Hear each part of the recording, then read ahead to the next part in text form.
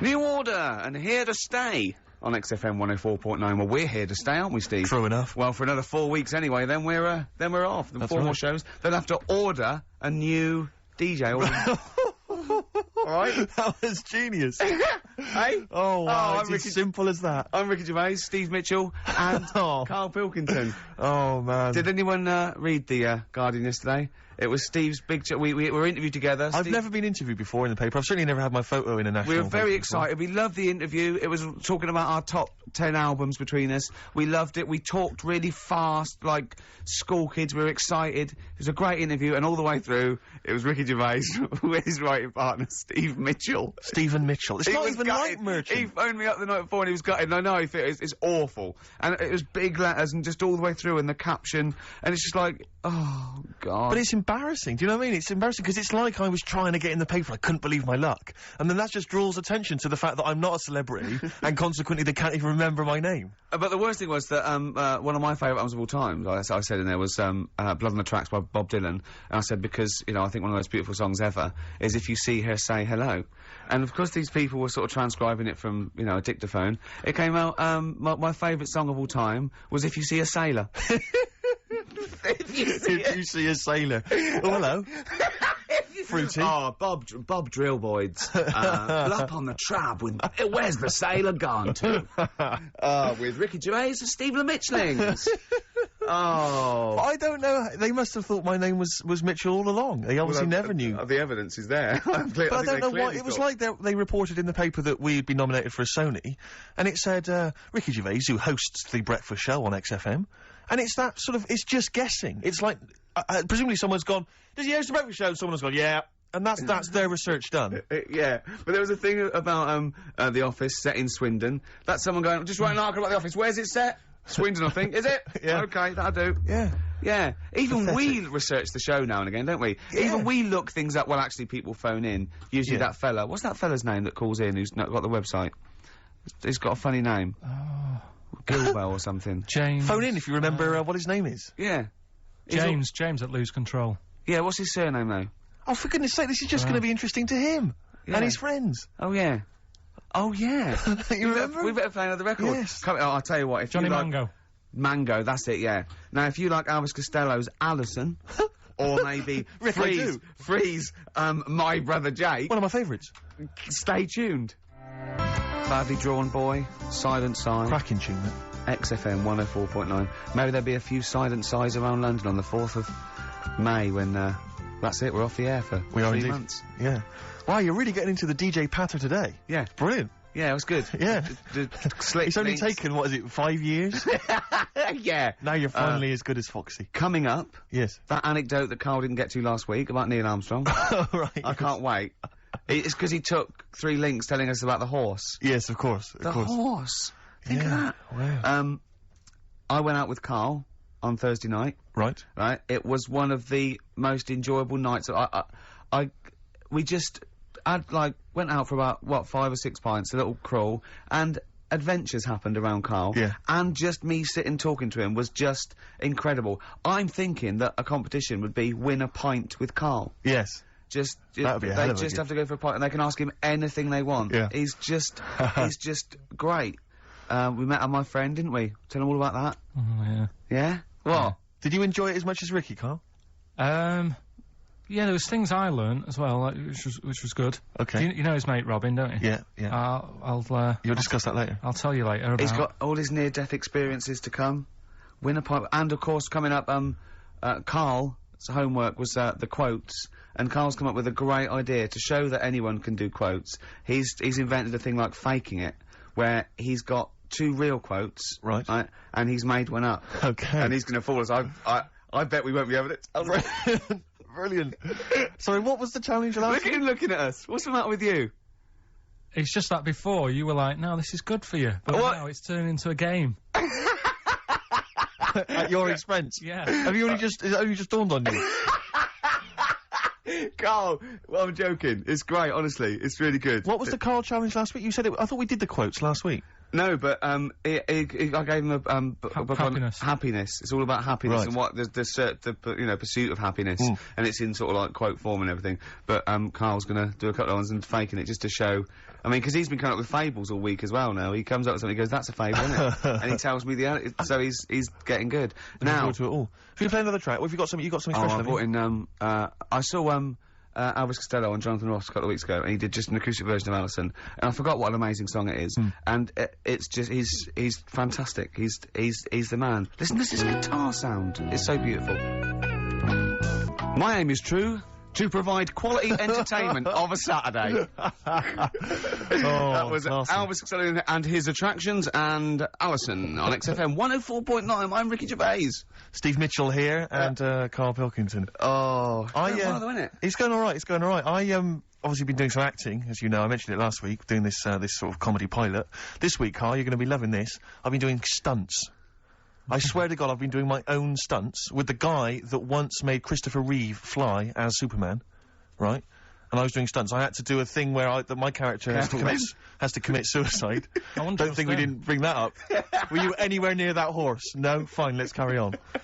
And, my character has to commit suicide, and he has to sort of leap off a building. So the first shot... that's something for comedy. Well, we were up on a roof, and obviously they had the crash mats and stuff, and I had to kind of leap off and land on the mats and stuff. And obviously I was petrified the whole time because I was wearing my glasses. Petrified that they might get broken. So I was like not really doing it properly, and kind of leaping like what you know, people when they can't dive into a swimming pool, and so they put that one foot out first to sort of break their fall. Was it you that told me that you could never get into fights? No, I can never get into fights or go in a mosh pit because of my glasses. I've missed out in life because I can't. Because if I was in a fight and I say, "Come on, then you are," you know, and I was in a pub or something, they just have to whiff off my glasses, just knock them off. I'm done for.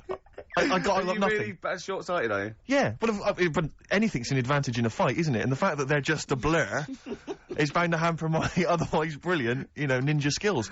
So yeah, I've never got into a fight. I've never been in a fight at all. I've never, as I say, been in the mosh pit. On the wire. So this was making me sort of a bit worried. And anyway, so then I think, well, fine, I've done my stunt. And I did it, and everyone clapped. They were pleased with it, and the guy who said I was very good. So then they drive us to the next location, right? I'm thinking I've done my stunts now. There's a crane. I think, what's going on here? Now they need to shoot me. Like, I've already done the stunt where I've sort of leapt off the building. Now they've got to actually see me falling, right? So I have to get strapped in with this huge belt, and they click wires onto me, and they hoist me about 30, 40 foot into the air on this wire, and I have to, and then they drop me at great speed, and I have to scream and shout. You know, it was partly acting. And, glasses on? Glasses, by this time I'd managed to get some wire fixed to my glasses so they wouldn't come off my head. I assured they were stunt glasses. They were doing their own stunts. Exactly. Yeah, okay. So they hoist me into there on this thing. They do a couple of sort of demo versions, you know, and just to gradually ease me up higher and higher so I kind of become acclimatised to it. And, they get me about 30 feet up, and they got these huge crash mats, like those great big ones you always see because stunt people have. And they set up the camera and stuff down below, and while I'm up in the air dangling there, they remove those crash mats, and they replace them with those really thin ones that you always see, like, teenage gymnasts using on Blue Peter. Do you know what I mean? The really thin ones they used to have at school, right? And I'm looking down at this, and I'm thinking, now, they may as well have shouted up, if you fall, you're done for, but we might be able to protect the equipment. Do you know what I mean? It was so rubbish. But you weren't going to land on the floor, presumably?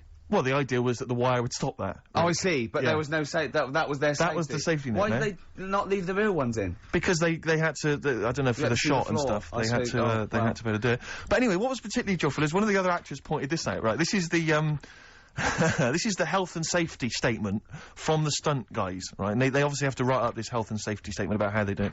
And it says, we confirm that we have proper safety policies, procedures to comply with the Health and Safety Act 1974, and that we will not do anything which compromises the health, safety and welfare of your production crew, actors or members of the public. If the above situation changes, we'll advise you immediately.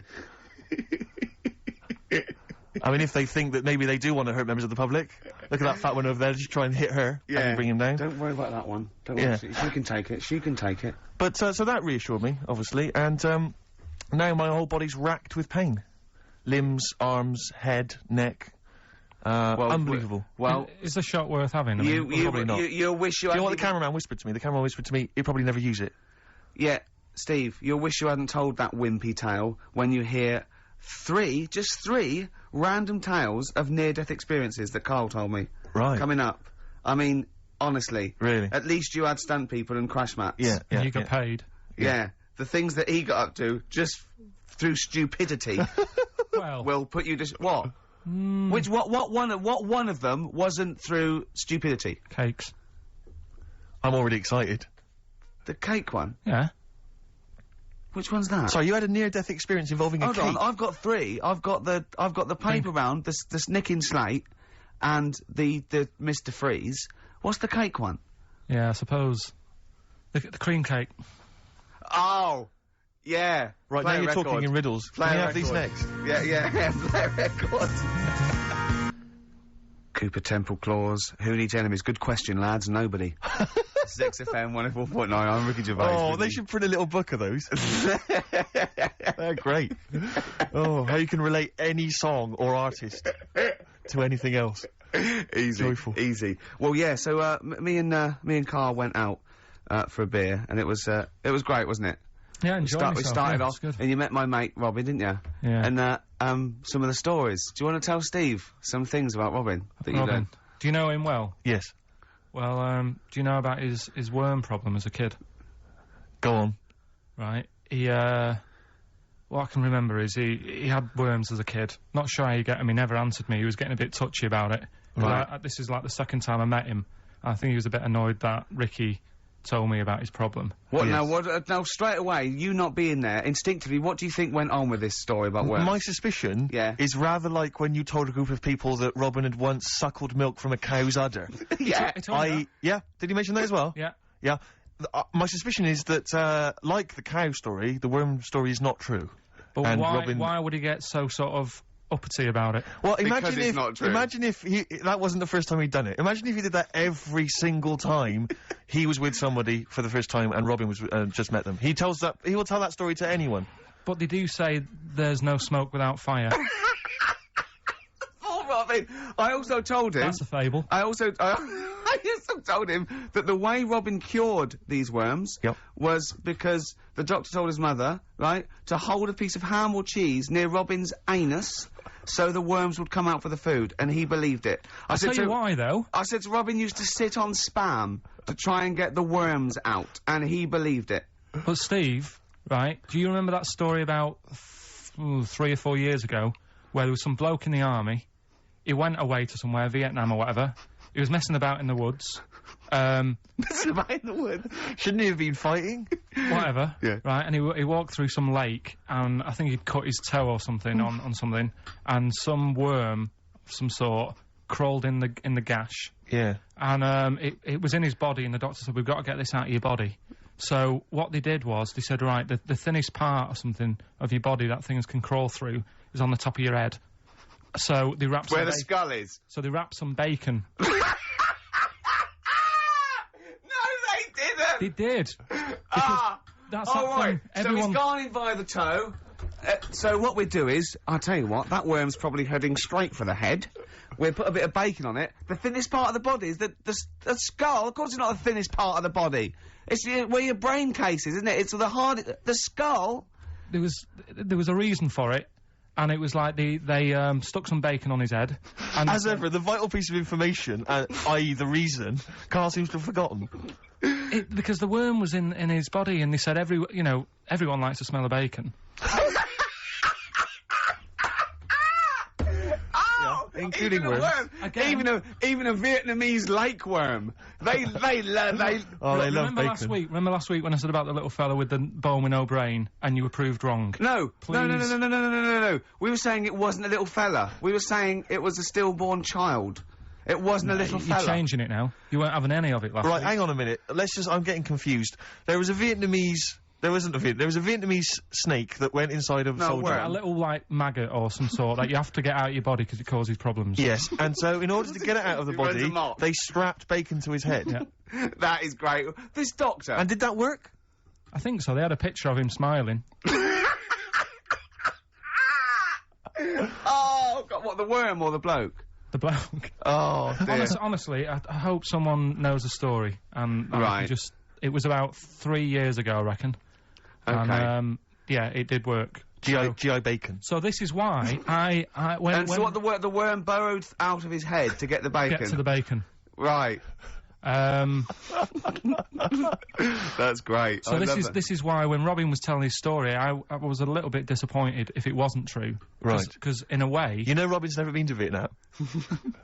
No, but what do you really think that Robin, well, as Robin said at the time, Karl, why would I sit on ham, then tell Ricky Gervais? It's a very good point. Because if he was a kid, you do daft things like that as a kid. Right. It's the telling Ricky Gervais, though. Yeah. And then, oh, bless him. Okay. And then anyway, then Robin left, and I tried to chase him, but he got away, and he knows that and then we had a few pints, and then Karl embarked on some of the greatest stories ever told. Can you tell the story about your dad? Let me run it. I haven't spoke to him all week, so let me run it by him. Okay, play record. Because you know what we got. We've got one of Steve's. Yeah, well, bizarrely enough, this comes from the Teachers 2 soundtrack, the soundtrack to the current TV series. There's a slight whiff of nepotism in the air. Yeah. Rick, would you like to explain why? Well, that's why you're doing it. No, my girlfriend worked on it, but Yeah. you were going to play this anyway, weren't you? Well, I was actually. Bizarrely enough, I was going to play some I Am Clute, and this is from, as I say, the Teachers soundtrack. And this is called To You. It's a good track. I Am Clute, and a track called To You from the Teachers soundtrack. That's also got, I noticed the Electric Soft Parade, The Hives, Star Sailor, Feeder, Turin Breaks, Mercury Rev on there. It's a good little collection. Lovely. Karl has just had confirmation. He's looking smug because someone phoned up and went, "It is true. It's a Laogai chi worm, and you wrap bacon around your head." That's all the bloke knew as well. Yeah. And his name was Gary. Yeah. So I'm not having it. No. And he said, see, that's why the Robin thing isn't so weird. He said, but when you said he tried it with cheese, he said I was having none of it. Strokes, hard to explain. Like Karl, really. Yes. Yes. So, Karl, concentrate. Yeah, go on.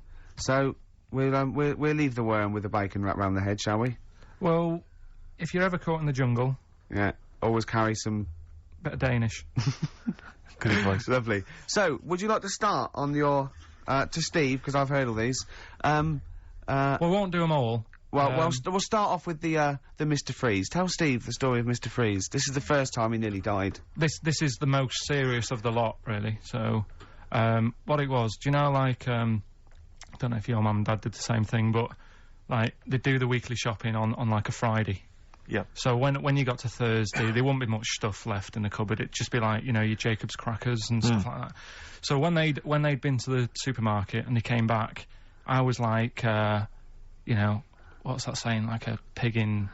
You know, I loved it. It was like loads of food coming in, loads of biscuits. What is that saying? He nearly said pig in shit. Right. Is that the saying? Yeah. Right. So yeah, all this food comes in. Thank God he didn't. Otherwise he'd have been in trouble. That's true enough. Because he's culpable for our actions, because Exactly. he's the producer. So technically, that twat's in charge. Go on. Right, so anyway, so there's loads of food, and I'm like, oh yeah, look at this, and chocolate biscuits, and, you know, penguins and stuff. Bacon. And bacon. Just in case, you never know. So anyway, my mum and dad's putting the food away. Me and our kid are like, he's already grabbed something, gone back upstairs. It's like feral children. it's like a quest for fire. And then they run upstairs. What did you sit under the bed, gnawing at some sort of pig's trotter? So I saw, do you remember Mr. Freeze Pops? I do, yes. Well, they're kind of like popsicles, icicles. Yeah, but really long, like a foot long, right? Yeah. So I thought, I'll have one of them, so I grabbed it. Went for the nutritious stuff first. Absolutely. And like, my mum and dad are putting the stuff away and what have you. And I rip it open and knock it back. Right, straight away, just right back like Swallow that. it straight away, yeah. But it went down the wrong way, right? So What, down your shirt? So I was like, oh God, I can't breathe. And my mum and dad didn't even know what I'd ate. Do you know what I mean? I ate it so quick. Yeah. And I'm sort of tapping my mum on the back, going, she's going, oh God, you know, he's choking again, because I was always choking. If there was one thing, I don't know if I've got like a small throat, but I mean, even Ricky knows I can't drink that much, can I? Yeah. Do you know, or eat pebbles. I'm not a quick drinker. I'd always, I think I'm scared of like swallowing stuff. Yeah. And it was like bottle tops and mint imperials and stuff. I was always choking on stuff. Oh, jeez. So anyway, she's going, oh God, what's he picked up on it now? Drop it! So, and hit his nose with a stick. So I was going, I'm choking. At this point, my dad had like, I think he'd put his share away, you know, his food away, and he'd gone His share! I love it! Yeah. He'd gone to watch, like, Winner Takes All or whatever. in a lounge, and I was in the kitchen, and I was starting to, like, I didn't care anymore, do you know what I mean? I just got to that point where I wasn't struggling anymore. You just thought, I'm done I just was, like, falling to the ground. And my mum's going, you know, get in here, I think it's serious. And my dad comes in and sort of starts shouting at me, saying that's what you get for being greedy. He didn't even know what I'd eaten. Well, it was the moment to teach you a lesson, certainly. So he's there like that, and my mum's going, oh, look at him, and my lips were going purple, and my eyes were rolling into the back of my head. You look like Marilyn Manson. And, so anyway, she grabbed me from behind and did that fireman thing. The Heimlich manoeuvre. Yeah. And, you know, winded me, and it came up, and I was alright. What, the whole popsicle came flying back out? You see, that's what I don't understand, because there was nothing there. No, just a little bit. No, it swells up, doesn't it? Because it irritated it. So it went down your sort of like your epiglottis. It went down the wrong way, like it went into your air canal instead of your throat, and it sort of spasms, and that's the fear. You just got to calm it down and relax. So in time, I would have been alright. Yeah, anyway. you don't. Well, no, you might have. So that's so that's hang on. one. So, but No. But the weird thing is, like for like 3 days after that, I felt like a sort of special person. I went to school. I'm saying nothing. I did full days. A special needs person. Yeah. I went to school the next 3 days after that. I didn't like wag it or anything. I did full days. I love that. 3 days, turn over. Yeah, exactly. After 3 days, you thought, screw it. Yeah, well, did a quick history exam. Yeah. But have you ever had that where you've like felt like I've been given another chance here? Right, next one. That's popsicle. That's popsicle hell. We'll call that. Right, next one. Which one's the next one? Oh, what about your paper round? Right. Can I ask very quickly, did your life flash before your eyes like they say it did? No, I just sort of went really calm and like, I'm ready for this now. Right. I wasn't bothered, do you know what I mean? You had no regrets? No. It was weird. It was really weird. Yeah. But anyway, the paper round one. Paper round, I'd still say it's the best job I've ever had.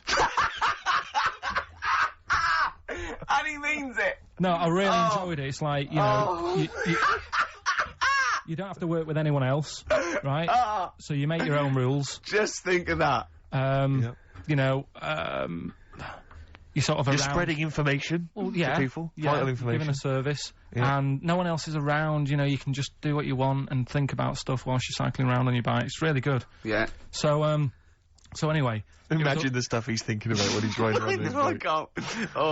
So getting in the head of a salamander. So anyway, I loved it, and even though I only got like 50p a day, right, no matter what the weather was like and stuff, I used to get up at 4:30 and go and do the round. And why'd you get up at 4:30? Because I wanted to watch the Pink Panther at 5:30, so I wanted to get me paper round done. I said, why didn't you watch the Pink Panther? And then did the paper. He went, I can't sit there thinking I've got my paper round to do. He'll ruin it for him. Yeah. So is it a good job or not? So 4:30 I was up and about, and this morning it was like winter, really bad winter, bad snow, you know, freezing cold, really windy and all that. And my mum said to me before I went to bed, she said, don't be getting up tomorrow, I'll give you the 50p. I said, it's not about the 50p. So, you know, people want the papers and stuff. So, conscientious. So anyway, I went to bed thinking, you know, that's it, I've told her I'm still going, so, you know, whatever. Go to sleep, get up in the morning, and put all my kit on. And I used to have layers of clothing on because it was really cold. I had like a big anorak on with the fur on. I had like waterproof pants, and I got my paper round bag. And I went downstairs to get out, and tried to open the door, and it was locked. I thought, oh, God. So she'd locked it so I couldn't go out. So I'm searching around the house looking for the keys. She must have hid them somewhere. I thought, oh, God, you know, I've got the papers to do. So I thought, how can I get out? So I went upstairs, climbed out of the bathroom window. God. Right, and to try and jump out of the bathroom window onto the porch. But the problem was, I had so much gear on, I was like the Michelin Man. So I could hardly move as it is. Yeah. And I'm trying to get out the window, and I'm like, trying to stretch down like that, get my foot on the porch, and my bag got caught on like the hook of, do you know, like how you have a hook so you can put the window open? Right, yeah. The little arm goes on. My bag had got caught on that. I was holding on to the wall and my foot on the thing, so I couldn't sort of pull it away in case I pulled it away and then fell on my head. Yeah. So I'm stuck there. Dangling. My dad comes back from working nights. Yeah. He thinks I'm a burglar. Gets out his gun. So he's shouting and stuff, going mad and going, Dad, it's me. And he had to give us a hand using a... He's heard that wily trick in Manchester before. He had to help me using a washing prop thing, a big stick. What did he do? Well, he said, just hold on for your dear life. and I'll sort of push the paper bag off the hook. Why didn't you go upstairs and sort it out? It was at that point where I was in the middle. There was nothing you could do. Do you know what I mean? It's at that point where you've just got to make a decision. Yeah. And by the time you got upstairs, who knows what might have happened? Sure. Do you know what I mean? You've got to act there and then, no messing around. Yeah. So And you could hear downstairs, now here he is, the Pink Panther. Yeah. Dad! Pink Panther. Hurry up! Pink Panther. Ever so pink. Oh. So that was close to death, because I must have been about 30 foot in the air. Yeah. And I would have, you know, that would have been nasty if I fell to the concrete paving, so... Well, And, there's more to come. Should we play a record and come back to this? Because he's got more. Oh, yeah, no, there must be one of them where you did fall on your head. This is the one I'm waiting for. There's got to be one. That would explain so much. Yeah. I nearly did. Nearly broke my back. Jeez. Once. My dad said, I bet I can't kick me out. And I said, I bet I can. And, I don't remember this. You didn't tell me this one. I bet it can't, what? I was in the garden, summer's day, and it was that era when, like, doing kung fu and all that was really popular. Sure. And I was, like, messing about in the garden, punching the tree and stuff. And my dad said... what a kid he must have been. My dad said, I bet you can't kick your height. Kick your height? What, yeah. you mean kick as high as yourself? Yeah, so I must have been, like, 5 foot or something then. And I said, of course I can. So I bet you can't. But instead of doing it on the grass, I did it on, like, the concrete bit. Kicked it. Actually did it. I went, there you go. But didn't, like, get my foot down quick enough and land on my back. You paused to say, there, I've done it. Yeah. As opposed to putting your foot back on the ground.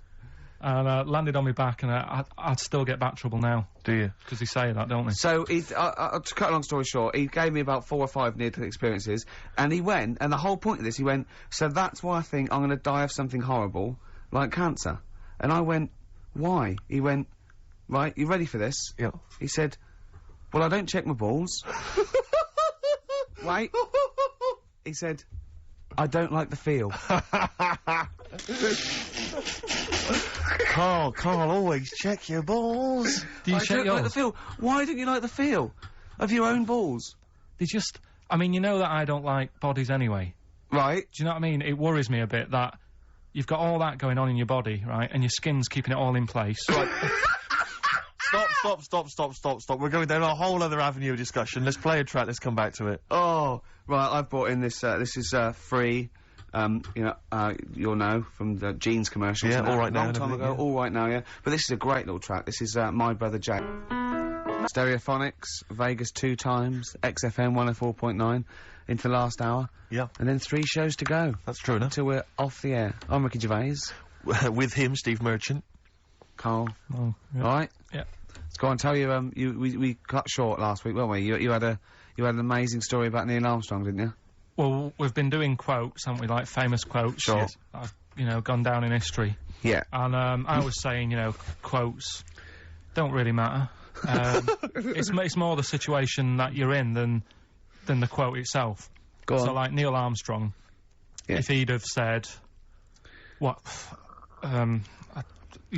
tie bacon round your head. I'm as happy as a pig in dust. Yeah, that would have still gone down in history as, like, being the thing that Neil Armstrong said, wouldn't it? Yeah. Yeah. But... Space is driven in mental, probably would have been the, but he chose to say something profound and meaningful, to befit the situation. He got it wrong, actually. It's, a small step for man, one giant leap for mankind, but he was meant to say... Yeah, we discussed this last week, Stop showing off. Well... No, but people might not have listened last week. Yeah, it doesn't matter. I can't imagine people... we better tell them every week, then. Yeah, but he said, he should have said, this is one small step for a man. Yeah. But anyway, he had a good effort, and that's quite... And that's an example of what I'm saying. The fact that he got it wrong, but it still went down in history. Right. But anyway, the bit that... and it didn't happen anyway, did it? What do you mean it didn't happen anyway? That's what a lot of people say. That no one's actually been on the moon. Ah, yes, of course.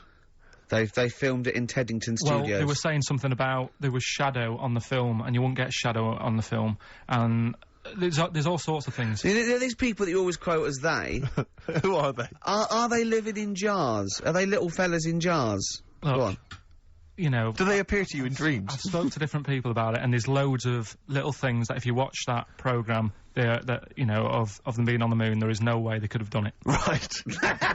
Done. Fine. Yeah. Done. Anyway. That's put to bed. Yeah. But Good. anyway, as he was getting back in the spaceship on the moon, or whether it be a TV studio, he said... good luck, Mr. Croucher. Right. Have you heard this? No. And the reason he said that was because when he was a young kid, and he was I think it was Croucher, but when he was playing as a young kid in his garden, he was playing baseball with his mate, and he chucked the ball to his mate, and his mate hit the ball, and the ball went over the fence to the next door neighbour, right? So he goes, right, I'll just nip over and get the ball. And as he was getting the ball, the window was open to his neighbour's house, and he heard, like, the woman shouting at her husband, saying, I'm not going to be giving you, a bit rude, so if you've got a kid in the car or whatever, turn it down. What, yeah, that's covered that, yeah. Right, Genius. I'm not, no matter how many times you ask me, I'm not going to be giving you oral sex. The day I do that, man would have walked on the moon. Right? Yeah. He grows up, he gets on the moon, and he remembers all that story, and as he gets back in the spaceship, he says, good luck, Mr. Croucher. Now, do you know, I have to say, I've heard that story before, but when I heard it, the woman said, the day I give you a blowjob is the day the boy next door walks on the moon. Which makes it all the more profane. Impossible. And enjoyable. Yeah, and unlikely. Yeah. But yeah, no, I've heard the same story, Carl. Yeah. Look how pleased he is. I love that. Right, so not only have you remembered that anecdote, which may or may not be true, but of course you've also proven The that, day I give you a never blowjob, that kid in the garden's probably going to walk on the moon and say something about giant leaps. Exactly. But, yeah, you must have heard the thing that it never actually happened. Yes, we've all heard Yeah. it. We've all dismissed it as nonsense. And moved on. Yeah. Yeah. And got on with our lives. Right, Carl. What? Should we do White Van Man? Oh, you didn't prepare me for that. We better play a track and then I'll Okay. I'll fish out the newspaper and stuff. This is a good little bootleg track here from Meats and Poultry here. They've mixed A with Outcast. Right. Chorus is great. Is it highly illegal? It is. So people shouldn't rush to their tape machines now and press play Okay, and so record. whatever you do, don't record this now if you're recording it. Hold on, don't say anything. All that bootleg's going into the name of Nothing, Miss Jackson, I think, by Meats and Poultry. So there you go. I do love these bootleg things because they're so pointless, but they're so enjoyable. Yeah, it's great. It's fun to do. Yeah, exactly. they're Really good they're fun. great. But not as much fun as White Van, Carl. White Van Karl, absolutely. Do you want to explain the premise? Well, we take the Sun asked someone else and asked Carl. It's as simple as that. That's The it. Sun have just taken a normal person. We flipped it. We're going to ask Carl the same questions about the week's news. Yeah, just basically your opinions, Carl, as ever. What do you make of, well, obviously the big news, David Beckham's broken foot? Is this a big concern for you? No, I mean, it's sad, you know, it's sadder for him more than anyone, because, you know, to like, be in the World Cup is, like, the main thing for him, innit? Yeah. But he's still a young lad, and, I don't think he'll give up. I reckon he'll still turn up. He'll be alright. And, yeah, good luck to the lad. You know I like David, I'm not going to slag him off.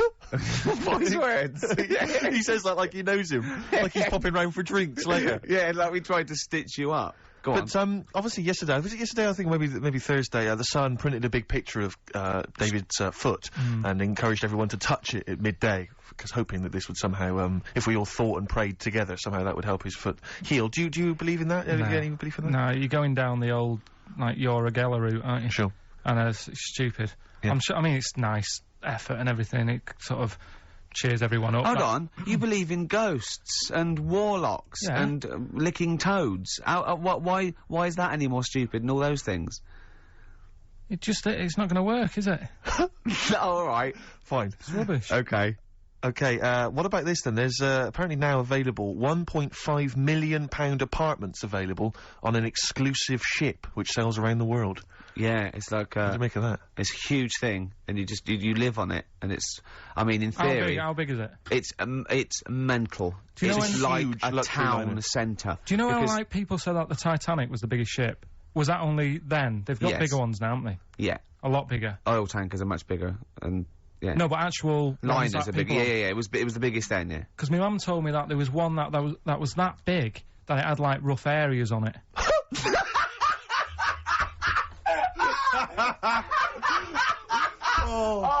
Oh God! Don't go starboard. Oh God! No, but do you know what I mean? Right. It was like we're thinking of moving. We're seeing Yeah. the captain. We're thinking of moving to a nicer area. Oh Yeah. I've heard they're very rough in aft. Oh God! Oh, that's They steal your fantastic. tyres. A ship's so big there was rough areas. Oh. how big is this one that you're talking about? Well, I don't know. It doesn't give me the specifications here, but They're it's huge. huge. They're huge. In theory, I mean, it's that thing with it's obviously marketing, but they're gonna solve the overpopulation crisis, where soon we'll all just be floating round the sea. Yeah, but yeah, I can see that, because I mean, think about it, right? I've been talking to Ricky about it. I was hoping to buy somewhere in London, but there is no way in this world that I can afford it, right? And you look at all the wasted space, like with the Thames, all it's doing is like collecting crisp packets and stuff and Coke cans, and people have to clean it up. Whereas if you got a load of boats on there, problem solved. Yeah. Would you live on a boat? Problem solved. What's his name did it, didn't he? What's that programme? Is it Bergerac? Noah. Oh, Bergerac? there was one where he lived on a boat. I think it's quite. That was Shoestring. Yeah, I'd give it a go anyway. Noah. I'd like to see you living in the air, maybe in a giant hot air balloon. Yeah, all right. But no, the boat thing. Because it is going to get bad as well, isn't it? They're saying that the water's melting or whatever. The water's melting. The ice is melting. Yeah. And there's going to be more water and less land. So in the future, it's probably going to be the way we're going to be living, isn't it? Have you seen that film Waterworld? Nah, I don't fancy it. Because that sort of predicts that, yeah. What, are they saying that the ice thing is going to melt? Yeah. But at the same time, I was thinking about this a couple of weeks ago. If you get, I mean, I think I read that like a big chunk of ice fell off one of the ice, what do you call them? Caps. Ice caps. Something like, I think they said it's the size of the Empire State Building or something. Right. It snapped off and went into the water, and it's melted. And they say, oh, it's bad news, you know, that something that size is melting. But the way I look at it, if something that size falls into the water, it's like a big ice cube, and it's gonna freeze it up again. You with me? Not really, Carl. Go on. Right, you get a giant ice cube, the size of the Empire State Building, stick it in the water, it's gonna make, it's gonna stick back on again, isn't it?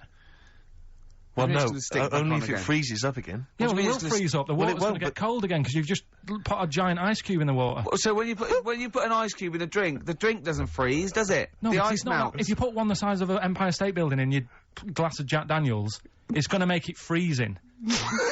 It's not going in a glass of Jack Daniels, it's going in the ocean. I know, but you see, I'm using my fables. Imagine a world... Use your brain instead! Imagine the world, imagine the sea, like the Arctic or whatever, as a glass of Jack Daniels. Okay. A big ice cube falls into it. Yeah. It freezes, it melts back on again. So we're alright, I don't know why everyone's worrying. Thank God for that, I was getting panicked. Oh, fine. Do you understand what I'm saying? Yeah, no, you're right. Yeah, that will happen. Should we play some more music and then come back to White Yeah, this is better than ever. This is dynamite this week. 9 in there on XFM 104.9. We're doing White Van Karl. Got another one there? Well, it's just your thoughts really on the Queen Mum's very British send-off that she was given this week. Yeah. What do you make of all those people queuing up to see her? Did you think that was incredible? Right. Well, we said last week, you know, there was I don't quite understand why there was so many people there who were like getting really upset. Do you know what I mean? Really upset, crying and stuff. And you know, you can lose someone who's like related to you, and you don't cry like that. You sort of sit there and you think back to what you did with them and stuff, and then that's it. But the queue thing, wasn't it like miles long and stuff? Yeah, it was. Yeah. Right. I was sat watching this with Susan. 12 hours queuing. Yeah. It never got to 12 hours. It did, but that was the estimated time. Now, but how long is a queue when they're just like, you know, walking along? Think how far you can sort of like, you know, stagger in 12 hours. Incredible. It's been ridiculous. Yeah. But again, you know, if they want to do that, it's their time and that, isn't it? And it was at the weekend, so they could have. It's not as if they got out of work to do it. No. You know what I mean, they used their own time, so good on them. But I thought, right, what they could have done. Remember when I studied Che Guevara? Yep. Yeah. Right. And don't be offended by this, it was just an idea, because they did it with Che Guevara. Remember when they cut him up? Yes, they cut him up, yeah. What was the reason for cutting him up? Well, they cut up Che in order to try and, you told us that they were going to send bits of his body to Fidel Castro and various other people, wasn't that right? As a warning, wasn't it, though, to all the people, like, one to... Yeah, my understanding was that they cut him up in order to, so they could bury him in different places, so that there'd be one shrine. There'd be not one place that you could go to in order to sort of make him into a martyr. A little bit like that. I've like I can vaguely see where this is going. 6 queues, and it's like, number 1, you can, you know, go and pay respect to her head, or whatever. Oh, God. No, but I just was thinking the way of speeding it up. I'm not having a go, I'm not, because they haven't done it, so it doesn't matter. God. But they did it with Che Guevara. Yeah. Everybody would have felt like they've got close to her. and it would have speeded it up. No, I mean, but I can understand. Could I just say that genuinely, Karl is not being disrespectful here. This is his best idea to cut down the queues. So don't phone in. He's not suggesting we should have done this. He genuinely is. Well, but I mean, he's not doing it to be nasty or wacky or you know. He thinks this is a good idea. So can I just throw a thought at you? Che Guevara, who was like a powerful man, he did a lot for the world and what have you. Yeah. And are you aware that I feel slightly responsible for this, because have you heard of the quote, a little knowledge is a dangerous thing? Yeah. Okay. Steve, next one? No, just a very quick question. I can understand those that have queued for 12 hours to see the head. I'd be a little bit annoyed if I got there to find a toe. I'll tell you what, though. I'll tell you what they could do without chopping her up. They could put about 9 queues, each could see each hip she had. That's true enough. Because she'd had about 9 of them, so it'd just be, if you want to see the whole body, it's a 12-hour queue. If you just want to see a couple of the hips... Here's another suggestion for you, I've just thought, right? What? Instead of everyone queuing to see her, why not put her on a trolley and wheel her past everyone else? Running. So yeah, you could have some students on Rag Week, they could combine it, like when they're always pushing a bed. You know, they could just run it along the queue. No, that'd be fantastic. That'd be disrespectful. Right, as opposed to the chopping up. So... Sure. Right. But just an idea. Just I apologise now if anyone's offended. Anyone offended, I'm sorry. Yeah. But Okay, finally, this is more frothy. Liz Hurley lying low, apparently, at Elton John's house to try and avoid the press now that she's had a child. That's a good place to go to avoid the press. Exactly. Yeah, Elton John's house. Everyone seems to be friends with Elton John, don't they? Every celebrity's When friends did with... pop into Elton John's house? What is he running some sort But of... it was like when Robbie Williams was a drunkard and a drug addict, he went to Elton John's. Yeah, and who's the other fella that went there as well? What's someone to recuperate and shoulder to cry on? Is he giving out false passports? But I don't know if people have seen his history. He's not the man of, I mean, I know he's cleaned himself up now, but, maybe that's it. Maybe he's got this kind of insight into how to deal with celebrity. Yeah. What do you think? I think it's just genuine mates with him. I think he's just like a friendly bloke. I think she's been doing too much lying low in the first place. That's part of the problem, isn't it? High five, Karl. That was a genuine joke from Karl there. And he's so proud of himself. Look at his little face. Too much lying low. Oh, that was White Van I agree with you. Why can't she just go around to her mum and dad's or something rather than Elton John where everyone's looking? Yeah. Yeah. Yeah. That's the point, isn't it? Yeah. So that was good, yeah. Very good, yeah. Right, what music we got? We got, Bit of Flaming Lips. Flaming Lips, excellent. There's the classic Race for the Prize. Should have been a big hit, never was, sadly. The Flaming Lips and Race for the Prize. Just playing that, Rick, for everyone who emails us saying. We get a lot of emails every week, but we obviously don't really respond to them because we're very lazy people. But we obviously appreciate it. And I play that particularly for Claire, who's emailed in saying her friend Sarah Prosser would like some Beatles. We're not going to play the Beatles this week, but Sarah apparently loves us more than words can express. More than Karl could express. Absolutely. I'm going to stop you there, Steve. You want some adverts? Spread your love on XFM 104.9. I'm Ricky Gervais, with me, Steve Mitchell. And now it's Karl's bit. It's the re-education of Karl. He's like Liza Doolittle. And now he's coming to... Or Lawnmower Man, if you've seen that film. More like Lawnmower Man, if you've seen the film. You'll know what I mean. And his homework was to just study quotes, really, on happiness and stuff and general well-being. He's not a big happiness quote fan, are you, Karl? Not really. So what have you done? You've come up with something, haven't you? Right, yeah, I told you, right? Because a lot of these are just things you say every day. They're nothing special. So what I'm doing... Well, you say them every day. Well, the sort of things you come out with and you don't even think about it, do you know what I mean? Yeah. They're on the TV all the time. People on the radio are saying these sort of little quotes. Sure. And, what I've done is, remember that programme on Channel 4, Faking It? Yeah. Where they got some, like, posh kid to be on a door and all that. What I've done, I've, Imagine if that was the pitch for the show. Dear Channel 4, just gonna get a posh kid on a door or something? Yeah, Yours sincerely, Karl. Come in. Yeah. TV producer. Yeah, go on. So, what I've done, this little book of quotes, happiness quotes, I've picked 2 that are real. Okay. And I've made one up. Right? And we've got a guess. And you've got to guess. Okay, then, go on. Well, I'll tell you what, Rick, why don't we, when we've heard them, we won't confer. No. You'll write down yours, A, B, or C, and I'll write down mine, and we'll see how it Okay, goes. Karl, off you go. Right, and just because I'm looking at this book, it doesn't mean I'm actually reading. No, I know, Don't worry, no. we're clever. No, we know, we can't see yet. Like, call my bluff. Yeah, go on then. Nothing is worth more than this day. Okay. Yeah. Yeah. All right. Yeah. The way I see it...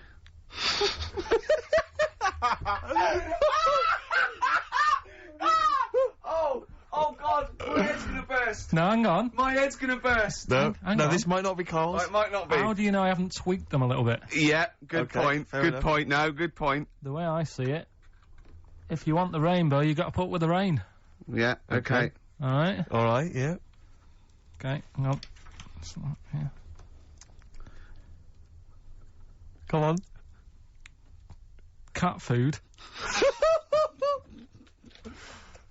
Cat food, go on. It stinks a bit, but if you don't put up with the smell, the little kitten will die. Steve, I don't know what to say. I don't know what to say. Imagine this in faking it. Imagine their faces when he says that, and they're going, "Oh my God." Oh. Karl, play a song, mate. We'll have to confer on this one.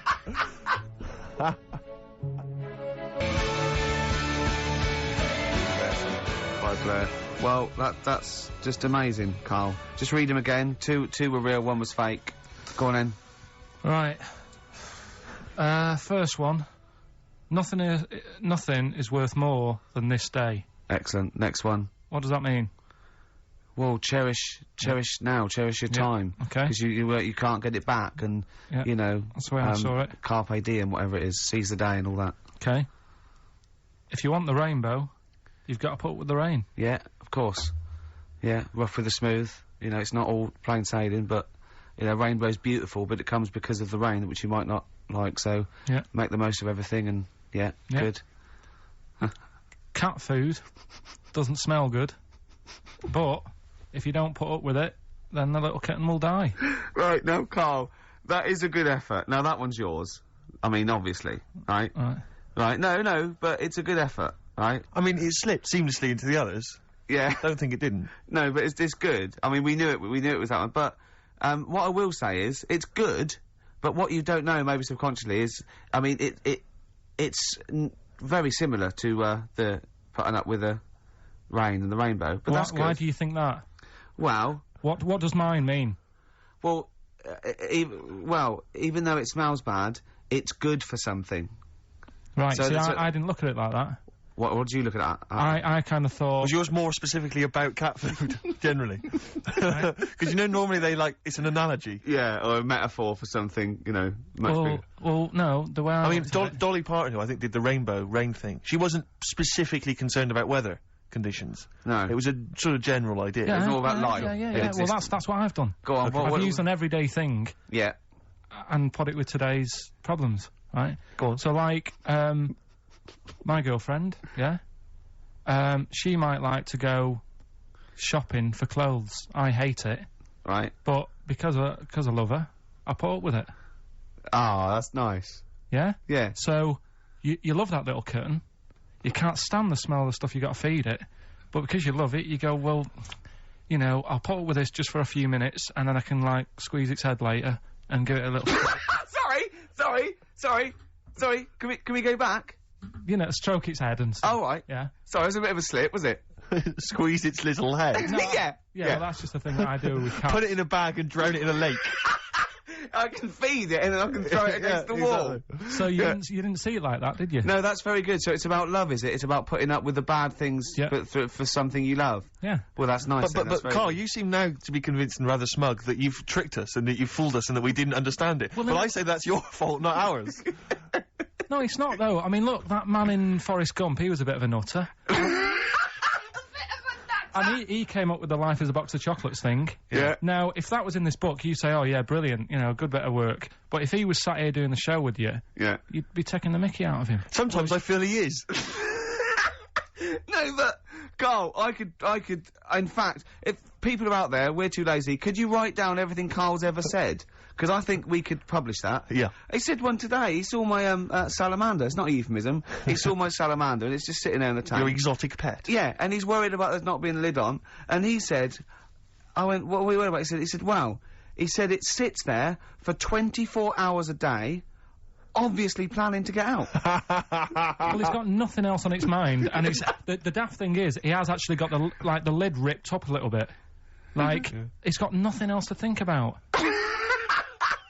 and it'll be looking up there, Yeah. and it's going to get out. But what's the worst that could happen? What's it thinking? What do you think it's thinking, this salamander? It's got its eye on the DVD player. I could have Ian be down the market. Well, Oh, God. are they dangerous? Can I just say something? Are they dangerous? I think the salamander's thinking exactly the same things as you. I mean, to look at you, you've got the same expression on your face. You know what I mean? You're dressed in green as well. You've got a little round sort of Hamburglar type head, like the salamander. Very similar. And yet I think you bonded with it, didn't you? Yeah, but I probably would have tried to get out, but my little paper round bag would just hang on the corner. Yeah. Listen, can we have more nepotism on the show? I know that we did that earlier with the teacher haven't got long, soundtrack. have we? We haven't. My housemate, you remember I was working out with him last week to Helen from Big Brother's dancer-size video? That's just frightening. Yeah, we've kind of let that slip a little bit, I've got to be honest. But anyway, he's joined this band. They're called Fujiya and Miyagi. Slightly difficult to pronounce. But anyway, this is a track that I think's been getting some play by Nick Luscombe and John Kennedy on XFM. They got a gig this week at the Pool on Curtin Road. That's 18th of April, Thursday. Let's play it. Can I just say I've got a fridge freezer for sale, 400 quid or nearest offer.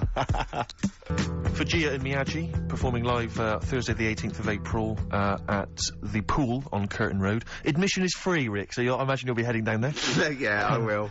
Well, I've enjoyed this show. Yeah, it's been a good one. It's great. It's been great. Carl, any more? Oh, tell that story that you were telling me about your dad when he was driving. Well, it's just that you were talking about, well, I mentioned Forrest Gump. Yeah. And, the Forrest Gump types. When my dad was when he was a taxi driver. Yeah. You used to have to, sort of do your bit for the local area. Oh, God. By taking the Forrest Gump people to Blackpool. Yeah. Is that what they're called now, the Forrest Gump people? Is that what the organisations that support them ask for them to be referred to a as? minibus with Exactly. Life is a box of chocolates. Yeah, exactly. .com. Well, Forrest Gump types. It must be. So you work with these people. It was yeah. The people with learning difficulties. Yeah. And he used to get 5. Coming home must have been a busman's holiday.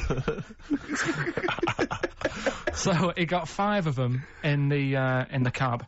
Yeah. And he had to go to Blackpool, and 4 of them were really good, behaving themselves, didn't mess about, weren't fighting and stuff, but there was one who was just causing loads of trouble and he couldn't control him. Oh, and what you've got to be able to do with people like that, you don't want them to get stressed out because it's not good for them. It stresses them out, and you could end up with a bit Thanks, Dr. Karl. you could end up with a bit of a riot on your hands. So he thought, I'll nip this one in the bud right now, and he pulled up just on the outskirts of Blackpool, and he took the one out that was causing problems and put it in a wheelie bin. Oh, no. Oh, I'm sorry. I apologise. He did what? Oh, He did it for the good of the others. He put it in a wheelie bin. He was having a good time. He thought it was one of the rides. Can you stop saying it? Him. Yeah. He was having a good time, and once he calmed down, my dad went back and picked him up, and he was fine. He had a good What, time. he left him in there the whole time the others were in Blackpool? No, he left him there, not the whole day, probably about an hour and a half. In a wheelie bin? In a wheelie bin. Why couldn't he get out? Because, like, his arms were trapped on the thing. It's one of those... What, he tied him up? No, do you know, like, because he was a big fella, and, like, he managed to get him in so his arms were down the side like that, so he was a bit trapped. Wasn't he screaming and crying and stuff? He was making a bit of noise, but... do you know what I mean? What, you feel served him right? Well, but anyway, I didn't really want to talk about it. He just brought it up because of Forrest Gump. Did his, family know about this? Is this the first time they'd have heard about this? He didn't get asked to do it again. Because he had another problem similar to it where he had a little minibus, and it was his job to take a load of old women to the bingo hall, and it was miles away. And he took him there. There was no problem. About 10 old women in a minibus. One of them was causing trouble, so he pulled over it. No, right, so he took him there, everything's fine, he dropped him off, they had a lovely night, right, they had a lovely night, won a bit of cash, coming back, it's a bit of a late night, and they all started moaning at him, going, I want to be dropped off here, take me there, I want to be dropped off first, I've got to get up early, blah, blah, my husband's expecting me, I'm already late, take me here first, take me there, and he just pulled up, in the middle of nowhere, said, get out. And he made them get out, and they all called for taxis. They charged that company who was meant to be taking him home in the minibus, and he got the sack. But a similar sort of story. You can't be dealing with it when people don't sort of just calm down and, like, solve the situation. Yeah. They're just all like, I want to be dropped off first, take me here first, take me. Yeah, so he acts like a madman to counter that. Good. Oh, that was all right, great. we've got a crack on, haven't we? Really, we got Says so much. Yeah. Yes, Nick Drake, a song for the ladies this week from the album Brighter Later at the time of a city clock. That's Goodbye. it. Yeah, Goodbye. see you next time. Bye. See? Strokes. Someday. No, that was a better choice, wouldn't it, to start off with? Hello, ladies and gentlemen. XFM 104.9. I'm Ricky Gervais, obviously. Steve Mitchell. No, come on, let's get my name right from now on. That novelty's worn off. What is it? Is it Steve Merchant? Oh, yeah, that's the wrong one, isn't it, Mitchell? The Guardian got it wrong. It's Steve Merchant. And the more I say Mitchell, the more people are thinking exactly, it might be Mitchell. Oh, God. Sorry, Dave. But Karl wanted to start off with the stereophonics. Oh, loser. Because it was a newer track. And Karl now, we've made him what he is. He was nothing when we found him. He was like work experience. And now he's going, oh, we should start off with stereophonics. I'm going, trying to tell you what to do, Ricky. If I want anyone's opinion, I don't. Basically. But you'd probably come to me, I imagine, wouldn't you? I'd be the first person. Before Karl, yeah. I'd consult you, Steve. Thank you. Just keep it, just because he was in Pilkington making music. Pilkington making, I bet you never pleased a crowd once. Did. Loads of times. Go on then, what did you play? What's your biggest gig you ever played? I did, like a social club gig. Yeah. And it wasn't just about the music either. I used to What else could it be about? I used to take prizes and cigars and stuff. In a youth club? To give away. I just love these, like, 14-year-old manx hanging out going, let's go down here, you might have some fags and cigars for us. Well, it was whatever, like, was on my mum and dad's dressing table. That could have been embarrassing, couldn't it? That could have been deeply embarrassing. Oh, yeah. Oh. You've won. And third prize, some handcuffs. And a black mamba. I'm not saying that at any point in your upbringing, your parents left around any kind of marital aid on the dressing table. Don't think I'm saying that, Karl. I'm not suggesting. Like, he doesn't like this, does he? Well, I can understand why. Oh yeah, because it's about his parents having sex. Well, they must have. Yeah, at least 3 times. I think I was an accident. They still have had sex. Oh, Karl. I think it's been ongoing. Just because me brother and sister are quite older than me. Yeah, me too. I was an accident. I know that. Yeah. How old's your brother and sister? I think my sister's about 39. Right. And my brother's about 37. Okay. And you're 29? I'm like 29. Right, so, yeah, my next one's 11 years older than me. Yeah. That was definitely a... Do you want to have a hug, you two, or...? Yeah, yeah. You're dealing with it now? You got over it? Well, would you like to see us have a hug? Oh. You had a mobile disco as well, didn't you? You're having a laugh, aren't you?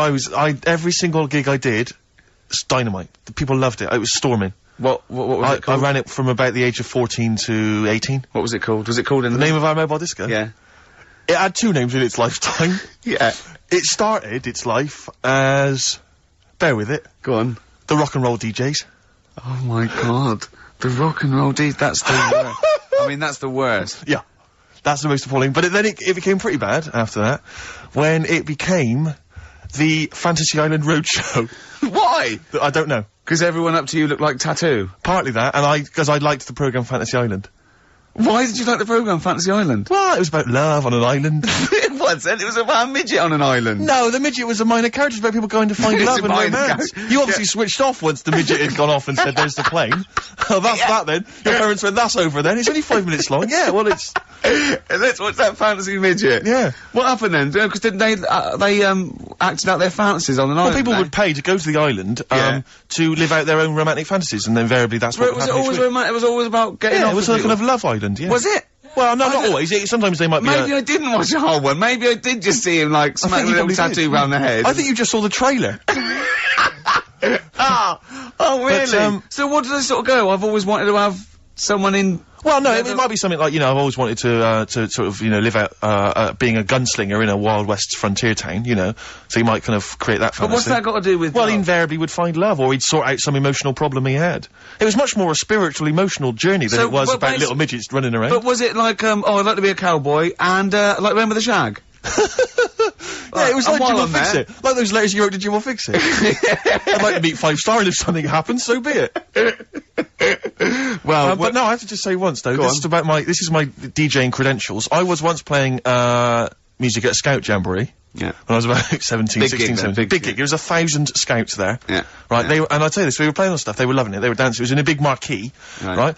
I slapped on Smells Like Teen Spirit. Yeah. Right? They went mad. They went mad for it, they were moshing, they were climbing up the poles, the organisers were going, switch that off, right? They're going crazy, and I was there going, no, that's what they like, I'm gonna do it. It was like Footloose. It was unbelievable, it was just like Footloose. Then I came in with Rage Against the Machine, Killing in the Name of, the place went wild, and they were trying to get me off the decks, it was like Bill Grundy interviewing the Sex Pistols. And then when the head of the army had you killed, exactly. Like, there was some sort of mafia thing, and it was all hushed up, that the scouts went there one night with all candles, and they stood by a grave, and that was the end of the film. It was a film, I assume. No, this genuinely happened. I assume this didn't really happen. Yes, it did. I swear to God, I was playing Smells Like Teen Spirit, and it went wild, and the organisers were going, switch that off, they're going crazy, and I was going, no, it's what they want. Can I say something? It was brilliant. That, to me, I've known you for about 4 years, and I've heard all those things. That must be the highlight of your life. Unbelievably so, yeah. You've never had anything that good or exciting since, have you? One day I hope to sleep with a lady, and hopefully it'll slide into second place. Rock the Casbah. I love the fact you had at least 3 minutes to get that right. I know. Prepare and get that right. I know, but my mouth was full of Maryland cookies. Yeah. You know, last week, this would blow your mind. He came in, do you know what he'd bought? For himself, about 10 penguins. Who buys penguins still? I know. Or wagon wheels. Oh, I've never liked wagon wheels. You've not been a fan? No, but I'm sorry about that. It's The Clash and Rock the Casbah. Talking about records, have I told you that time my brother-in-law, he was moving out of his place, I think moving in with my sister, and I was about, like, I don't know, 13, and so he was about, 30, and I moved in, and he brought round all, his records when he was storage to leave them at our house. Right, and he had all these old sort of records, 50s and 60s records, no, I was right, and they, put them upstairs, and I was looking through them, and, it's just all like Elvis stuff and Beatles stuff, and there was a mate of mine who loved Elvis, okay, and he had, loads of chemicals, yeah, he had loads of chemicals, and I was into chemistry, and, he said, let's swap me some chemicals for them, so I sort of nicked about 5 Elvis singles, and I got all these chemicals, and then, just guilt. What sort of chemicals? Just things like, you know, just things like from a chemistry set, just, you know, crystals and metals and manganese, all that sort of stuff that I just like to muck around with. And then the guilt just hit me. I just thought, well, he's gonna notice that. And one night, I just came downstairs and I confessed to my mum. And she went, alright, well, I won't tell him, but you've got to be good. And it's sort of like I was just really, really good for a year. And then I was, have I told you this? And No, you haven't. You've just reminded me of something. And then I remember, when I was about 18, my brother was talking about it, and he said, did you ever, play those records I left for you? Brilliant. He told my mum, he said, these are for Ricky. She just didn't tell me. She was sharp, wasn't she? She used opportunism there. Oh, that's genius. And, that was it. That's why I was good. But you've never stolen anything since, have you? No, I don't. Except that spate of shoplifting after that to teach your mum a lesson. yeah. Well, I went round, arson. No, I just couldn't believe it. It was terrible. I remember, I think all kids go through a phase of shoplifting. Well. And when I was going through it, I used to just little things, just like magic markers and, magazines, Mars bars, that sort of thing. Yeah. And cigars and dildos. And one day, right? Same thing. My mate, Anthony, his mum called up my mum and said, I've got to meet up with you. I've got to have a word with you. And, she said, what about? She said, I don't want to talk about it over the phone. So she goes, oh, right. Well, yeah, come round tonight then. So anyway, my mum sees me. She don't want to be in an awkward position and, like, be a bit embarrassed and what have you. So she sees me and she goes, right, Anthony's mum's coming round. What have you been doing? Yeah. So I go, oh, God. I said, I've been nicking stuff. So she goes, like, what? So, not big stuff. I've had a few calculators and, Mars bars and stuff. How many? I'll just work it out. Hold on. Works out at 7.2 per day. So, how many calculators do you need? So, anyway, so it was when that phase... You failed maths, didn't you? Everyone wanted a calculator. It was like a trendy thing, wasn't it? Right, oh, yeah. In Manchester a couple of years ago, yeah. So, anyway, so I told her all this and I confessed to, like... Computers will make it there one day. Confessed to... There's magic in the back of battery. Go on. Confessed to nicking all this stuff. She comes round, she only wanted to borrow some money. Brilliant. She said, "Oh, I don't like asking. I was a bit embarrassed to ask you over the phone, but can I borrow 20 quid?" Oh, that's fantastic. And there's me. That's great. And it's similar sort of thing to yours. And did you... And he went, hold on, Mum, let's just work out the interest on that. A bank 10%. She'll owe you £4.40. Yeah. Oh, so your mum was a loan shark. yeah. And did she mention? She went, I just with that other, because what I'm saying is presumably you got your mate in trouble. No. Right, you know. No. She went, no worries, I'll just go and get my purse. It's on the dressing table. Exactly. Yeah. Carl, do you want a cigar?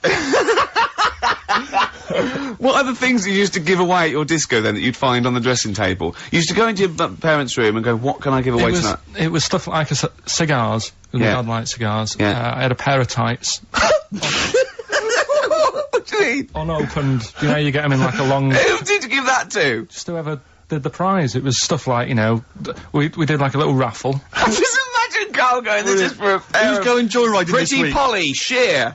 Exactly. Yeah, who's doing a bank job this week? Exactly, that's what it was used for, yeah. Just little bits of, you know, unopened makeup, just stuff like that. And did their parents not notice? No, because it's stuff that you're not that bothered about. If a telly went missing, they'd notice it. They would, wouldn't they? They'd be staring at a wall for 3 days. But a pair of tights and a cigar and that, you got away with it. Yeah. But it's funny as well, because like, you had 2 names, I just, like, remembered. I started off as, Dazzling Darren's Disco, just because the first lights I could afford belonged to someone who had their name put in lights. Right. So I went along with that you had name to pretend you were called Darren. That's lovely. That's great. Is it worth it? Brilliant. And then it went on to Pilkington making music. Yeah. That's great. Anyway, should we have some more music? Because we've been waiting for hours. What are you going to play, Carl? We've got the Cooper Temple Claws lined up. Brilliant. Yes, Steve Merchant here. Steve Merchant. Yeah. Okay, don't keep saying it. And Karl, obviously, yeah. Stop fiddling, Karl. We've been digging around in Karl's office, haven't we? As ever, Rick. He's a little bit nervous about this. Well... But he doesn't need to be. I don't think he is, You just need to trust us, Karl. Just trust us. Trust us with the music. Trust us with the speech output. Trust us with That's easy for me to say. Yeah. But I'm conscious, Rick, that sometimes perhaps we're a little ill-prepared on the show. And I just wanted to make sure that we were sort of keeping ourselves abreast of developments, changes at the station, policy. You said breast. Thanks. You know, policies particularly, and I was lucky enough just to stumble across this, and I feel that actually a couple of weeks back we were a little ill-prepared, because we hadn't read this. Yeah. This is the XFM, information. It's the guidelines, if you will. Sure. On how to react to deaths, disasters, and other news emergencies. Yeah, and there's very important ones, like a royal death, there's like, you know... Well, there's certain criteria. I mean, obviously... The general guidelines state that occasionally something will happen in the world that prompts XFM to break away from the normal programming and react to our audience's feelings of shock or grief. As broadcasters, we have a duty to think carefully about... They're not talking about our show there, are they? They're talking about something happening No, there. all shows. I mean, no, not people being caused grief, just Karl's on the air. Right. You mean like, you know... I mean a bigger event. A royal dying. A royal dying or some kind of, you know, major disaster. Sure. We should be able to tailor our output to show that we feel the same way as the audience in these times of trouble. Definitely. That would never involve the station shutting down completely, Rick. No. I want to reassure you of that now. And it would never involve playing classical music or stopping all speech content. Sure. Because they've put that in there because a lot of stations, that's exactly what they do. Exactly. But, XFM have deemed it, that we don't have to go completely down the line there. We have to do it in our own little way. People need company at times like this. Yeah. And should be able to look to us for both factual information and emotional reaction. Sure. We simply have to change our tone and our playlist to show that we're all feeling the same thing. Right. Be it, oh my god, I can't believe this is happening, or, well, it's pretty sad, but she was 101 after all. And that's actually in that That's document, what it actually says in the general guidelines. That's as they are stated. If you should hear about the death of a major royal... Yeah. This is information that... You're actually reading this, by the way, Yeah, aren't I'm you? reading this out. What you should do is say nothing about this on air under any circumstances. Drop all the ads and promos from your schedule. And if Chris Smith, the news guy, is in the building, get him in the studio immediately. Yeah. That's what it says, Karl. Yeah. If Smitty is, I don't care where he is, I don't care if he's on holiday. Let's phone him up now and tell him someone's died. To see how he would react. Get him down here. Get him down. See how long it takes him to get down here. Where does Smitty live? Because I know where he lives. He lives in a cave and he slides down a pole. Yeah. And he gets into a car. His butler is up there and he sorts things out. I suppose the approach there is that only Chris can deliver this tragic news. Yeah. If it was you or I... Yeah, it wouldn't have the same. Do you remember the XFM, as it first started, it launched the day after, Princess Diana died? I know. And I'd never done radio before. I was nervous enough, and it was launched, and it was because was it the first night? Because what I'd forgotten actually until you mentioned that then is of course you used to host your own phone-in show. God. I'd forgotten all about that. Yeah. Oh man, I gave that up after a week because it was just too stressful. I have never seen a man so petrified. I know. He spent all his time preventing people getting through on the phone lines. Yeah. He just wouldn't let people come on air. And for when I had to go on air, right, my mates sort of like came over the first day, and they were mucking around, and I was having a drink with them where I used to work, and I was going, I've got to go on air in a minute, and I was like drinking shandy or something, because I was saying I didn't want to be drunk and everything, and I kept saying, don't swear. Telling my mates not to swear. They look at me like I was mental. I was going, don't swear, because I'll swear. I was terrified of two things. Just swearing, and operating the desk. I thought, I'm gonna, even if I get through operating the desk, I'm gonna swear. And it just, it was awful. Didn't you spill coffee over the machine and then go, oh shit, on your first link? I can't remember. But I know it wasn't a triumph. No, I started off with I was really like the music, and I started off with a classical piece by a bloke called Kuntz, who's a German composer. Brilliant. So I knew it was okay. You're then. off. You're off. I was off, yeah. And so how did it go then? Because I remember it was appalling. But Karl! He's a composer! Look it up! Yeah, I know he is. Right, 08700 800 1234. Yeah. If you know what the composer I'm talking... What? Yeah, we've done it now. Chill out, Karl. Come No, on. but you know what people are like? What? They take things badly, don't they?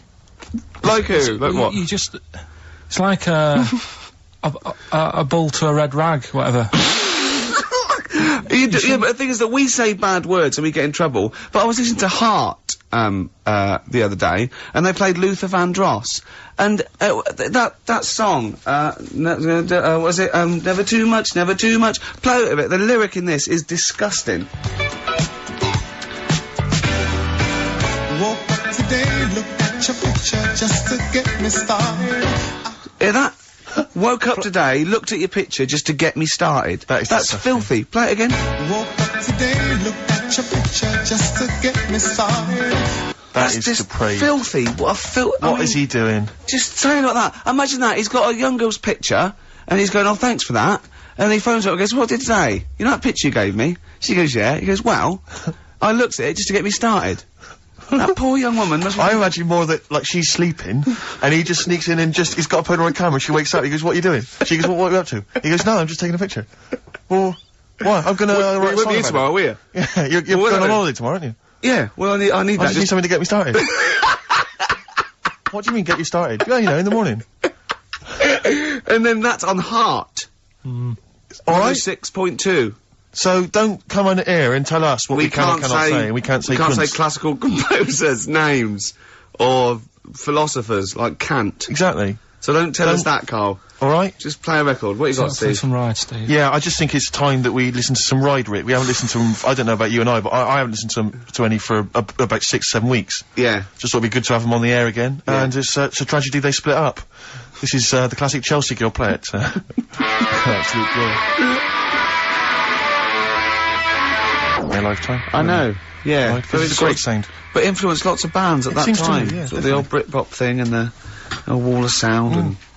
They were they shoegazers? Do you think they were, weren't they? Well, that's what they thought of, because there was a lot of nude lead guitar. But, good melodies as well, Rick, and that's always important. It is to me. I don't know about you, Karl, but it is important to us. Yeah. We've just had a couple of people, Sarah and Claire, call up and wish us luck for the BAFTAs, but for some reason they want one of us to do an impression of Leslie Phillips. Can't do it.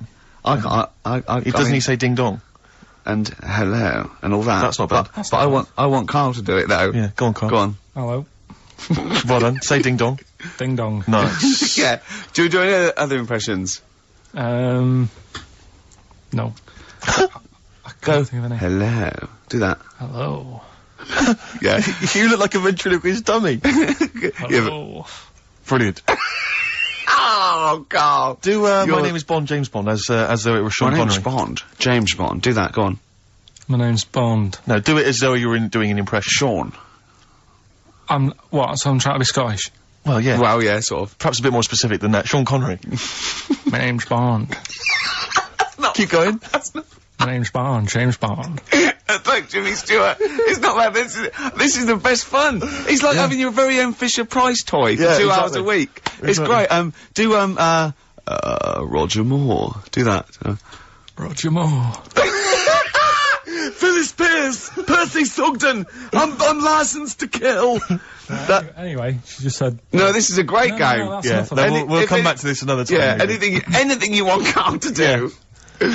Carl's homework today was come up with those, you know, those lateral thinking things. Go on. Those stupid. Oh, I hate them. They're ridiculous, aren't they? Like a man went into a field and died, and you're meant to ask questions like, "Oh, was it?" And it turns out his parachute didn't open. So it's basically, it's not logic. It's what am I thinking? Yeah.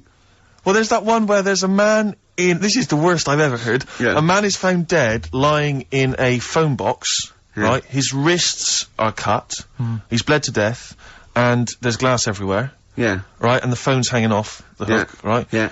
What happened to him, I know this, yeah. right? Do you know what the answer is, Carl? It's ridiculous. He was a fisherman. Yeah. He was on the phone. Someone asked him how big his fish was. He did that gesture like fishermen always do to say it was much bigger than it actually Put was. his arms out. His arms went through the glass, and he slashed his wrists, and he died. Why would you do that with someone on the phone when they can't see how big you're actually saying? Well, that's one of the many problems with that, that conundrum. Yeah, not the point we were making, but again, good. I mean, you're there. That is good thinking. Yeah. Yeah. But, so what, you had to come up with some of these? I didn't know this was his challenge. Yeah. Have you come up with one? I came up with 3, and they're all belters. Are we gonna... Oh, is it... Oh, wow. If it's as good as your quote about happiness that we had to guess which was yours and which was the real ones, like faking it, I cannot wait. I'm looking forward to this. I mean, I literally can't wait. Should we do it now? Well, I'm tempted to save it because I just want to mention to people that they should be very excited because it's going to be Karl's special night tomorrow. You excited, Karl? Oh, yeah. Oh, this is... Yeah, me and Steve, because we were nominated, we get a guest. For the BAFTA Awards. And it's... it doesn't say guest, it actually says, partner. So I'm taking, my partner. And, Steve's taking Karl. Yeah. But what Karl doesn't realise is... You will have to pretend you're his partner, otherwise you wouldn't be able to hold hands when we go on the red carpet. Is this really your partner? It's not just a guest. That's how it is. And either we go in like that or we can't get in. You just have to be with him when you go up there. I mean, you have to, does he have to hold... We should hold hands, but I think what we should do is, just to make sure that there's nothing at all that, like, it's gonna go wrong, we should just do a little kiss. Just like, or be seen sort of like cheek to cheek, just to show them that, you know, you're not, he's like not Elton John and David he's not just Finnish. getting his mates in for a free meal, you are actually partners. No, I'm not up for that. Why not? Well, because we know we're not actually gay. No, but so it's not a problem. You've come out of it looking quite good because you've got a good-looking fella. But I'm meant to look like, you know. I mean, I'm not gay, but if I was, I don't think I'd go for your thing. Oh, he's done you, Steve! It's turned on you again! I cannot believe we were trying to get in. Wait a minute. I have got the cream of London's totty phoning me up, trying to get an invite to the BAFTAs, right? We have very graciously asked you if you would like to come along. Well, that worries me even more, that you've got women calling you up. Carl, I can't choose between them. If I let one of them down, they're gonna destroy them. They'll be ruined, their lives will be ruined. It's better for me to take you and not, you know, ruin the lives of any of those poor women. When he told them he was taking you, it was like a scene from Graceland. There was just like... There was weeping. They were crying, like... It was horrible. Hundreds of them. And really? He just went... I got upset. He just had to say, look, just chill out, bitches, didn't you? I did. I just said, you know, you're all my hoes, but I can't choose between you. So I'm taking Karl. You know he could get you discount frocks. No, I had a letter from the people that there's an organisation... No, listen, Karl, there's an organisation that sponsors the BAFTA Awards in terms of clothes and fashion. They've sent me a letter. They said your partner, they've not specified the sex, they've said your partner can come along and choose an outfit. Now, I suspect... By the look of it, it is a woman's outfitters. I'm thinking we could get you a lovely trouser suit. Well, it may look feminine, right? But I think people will be fooled. It'd just be a little bit roomy in the hip and probably narrow on the shoulders. But you're a bit skinny. Why didn't you take it? Because it's a lot of an insult. And maybe just some pearls as well. Be lovely. Wouldn't you want... I haven't got anything sorted to wear yet. See, you're slagging me off. You're likely to end up going in a tracksuit. Yeah. You know, I'm going out today. I've never bought a suit since I was like 11. Right? I went to my brother's wedding. That's the last time I wore a suit. Right. Really? And you can't get anywhere near it now, can you? Can't get into that. No. No. That was a good day. What was it? What sort of suit was it? It was like a sort of a grey silver one. Excellent. Quite flary. Nice. We'll try and go for something similar. Silver one. I just think that with your little round head, what did that look like? I looked alright. Like he'd landed from the... Yeah, just landed on it's like, who's the They walk among us. I didn't really need to wear a suit either, because I hardly went into the church. I was in the car park, right? And it's when my brother was in the army, and he had a Ford Capri with one of them horns that goes... And you just sat there. Why didn't he come in his tank? I just sat in that, doing that all day, and the vicar was getting well annoyed with me. What, when the service was on? Yeah. It was driving everyone up the wall. Were you just allowed to do what you wanted when you were growing up? Like Nelson Muntz from The Simpsons? Were you just allowed, didn't matter, was there any discipline? You didn't have teachers, you didn't, why didn't someone come out and... I got a couple of good hidings off my dad a couple of times. What for? Just being mopey most of the time. If I had a strop on, he'd hate that. He could go out and burn something down or nick something, but don't wander around with your head down. Well. Didn't he smack you for not liking a castle once? Yeah. No, what's that? What's that? Went to Carnarvon the other day, and I was bored. I was at that age when I just wanted to go in an arcade, and my dad was saying, come and see the castle, you know, there's history here, and I still don't like castles. It's one of them things that, again, just too far back to sort of even think about people living in them. Yeah. Do you know what I mean? So I was just like, look, it's a wreck, you know, knock it down, flatten the thing. Sure. And I was being really mopey. Isn't that great? And it's weird, because now, like, my mum and dad have retired and gone to Wales. Yeah. And now and again he texts me there, and every time we get to the point where he gave me a clout, he goes, "You're getting flashbacks, son." Yeah. Well, it's a sobering lesson for you. Yeah. You're not on the British Heritage Committee anymore, are you? No. This is the National Trust land. Tarmac it. The biggest car park in Britain, for Christ's sake. So look, you're looking forward to the awards, are you, tomorrow? You better say yes, because otherwise... No, it'll be alright. I mean, I've told a couple of people, and they got like, God, you're dead lucky. Yeah. But in a way... Oh, they're dead lucky. It's like Santa's coming, isn't it? It's, the way people talk to Karl, you're a lucky boy, aren't you? Yeah. Going to the BAFTAs with Steve? It's just a posh raffle at the end of the day, though, isn't it? Do you know what I mean? In a sense. It's, you know, there's gonna be some... They give away some tights and cigars. Yeah, exactly, yeah. It's Chris Tower goes, I went into my parents' house, I found these just lying around. Oh, but winners and losers, and, but and what... the food. Well, quite, yeah, but what is exciting, surely, is the razzmatazz and the, brushing shoulders with the rich and famous. I'm not into that. You're not? No. I don't feel you're going to appreciate this like we thought you would. It's weird, because Suzanne said to me this morning, who would you like to meet there? Yeah. Is he anyone who, like, you know, you can get close to, and it's like, God, you know, I really admire your, you know, big fan of yours, whatever. And it's me and Steve, so you're here now. Well, you know... I really admire your big fanny. I didn't... What did you say? What did you say? You know, if you're a big fan of anyone... Oh, right. Oh, right, yeah. And, Sorry. there isn't anyone, really. Do you know what I mean? I Isn't like, there? you know, you two are alright. Thanks. Jonathan Ross, is he going? He might do, I don't know. But hang on, wait a minute, I can't help but feel we could have exploited this more. We could have maybe run a competition to let someone win. You know, if you're not going to appreciate it, Karl. Yeah. Are you going to get a trouser suit? Are you going to get a ladies' trouser suit? I just think then, if you go sort of like looking macho and walking down with him, you know, they know that you're not really partners. And I just think it's a slap in the face for BAFTA. That's true enough. No, it doesn't matter what you wear, though. Look at Elton Can't John's. you mince a little bit? Can't you at least sort of walk a little bit mincy? Because you've got such a macho sort of mank walk. Elton John's fellow doesn't look gay and the stuff he wears and that, does he? Do you know what I mean? It means nothing. No, but that's because Elton's doing the work for him. No, but... By dressing as, like, some kind of restoration dame. Yeah, I love the fact he dressed as Anne Widdecombe for special occasions and had his hair done like her. That's great. Anyway, music. Yeah, this is a very underrated album. It's Richard Ashcroft's Alone With Everybody, and I know it got a bit of a slag and it didn't sell as well as it was because people were going, oh, it's no urban hymns, and it maybe it's not, but he got criticised for being pop, but this is a great tune on here. You On My Mind in My Sleep, and I think it's really good. Ashcroft there. And, You On My Mind in My Sleep. Is that one, Karl? It's alright. Yeah. Good, okay. What I did want to do is, I want to play some, adverts now. Just There Goes the Fear on XFM 104.9. Well, into the last hour, and then only 2 more shows. That's true enough. And we're away for 3 months. I'm Ricky Gervais. Obviously, yeah. Steve Merchant, little Karl. Now, Karl, his homework was to come up with one of those stupid, lateral, thinking problems. We maybe should give an example of the. Romeo and Juliet. Right, Romeo's asleep on the bed, Juliet's on the floor, covered in water and broken glass. What happened? And you ask all these stupid questions, and it's Romeo's a cat and Juliet's a goldfish. Again, awful. What am I thinking? Yeah. Yeah, come on then, Karl. Right, first one. Yeah. There's a bloke lying on the floor, right? He's cut his head, blood's coming out of his head, and all his mates come running up, and they're all stood round him. Yeah.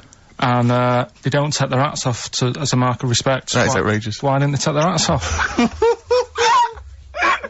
I'm laughing, but it's probably as good as the real absolutely. No, these are really good. Did you make them all up? Yeah. No, I mean, did you make up all the ones that already exist? No. That would make a lot of sense. Right, a bloke's fallen with his... Yeah. He's lying on the floor. Yeah. He's dead. Yeah. His mates come running up and like, was it important that his head was cut? I don't know. I mean, would it have been okay if he'd been wearing a hat? He wouldn't have been dead if he was wearing a hat. Well, what's your answer? No, you're meant to answer questions. You don't just go, what's your answer? You say, where's it turns and you go, no, and I have to guess. It's obviously like sort of motorcycle stunt team or a parachute. Why didn't they take their hats off? Because they're probably still on the motorbikes or something, or... Well, yeah, but if you mark a respect to someone, you could take your helmet off. I'm getting angry. What? They're parachutists. Why couldn't they take their helmets off? Because they're coming down from the sky. But he's on the floor dead. Well, yeah, but they can look down and see him on the floor. Are they on the floor, Karl? They're on the floor as well. They're walking, are they?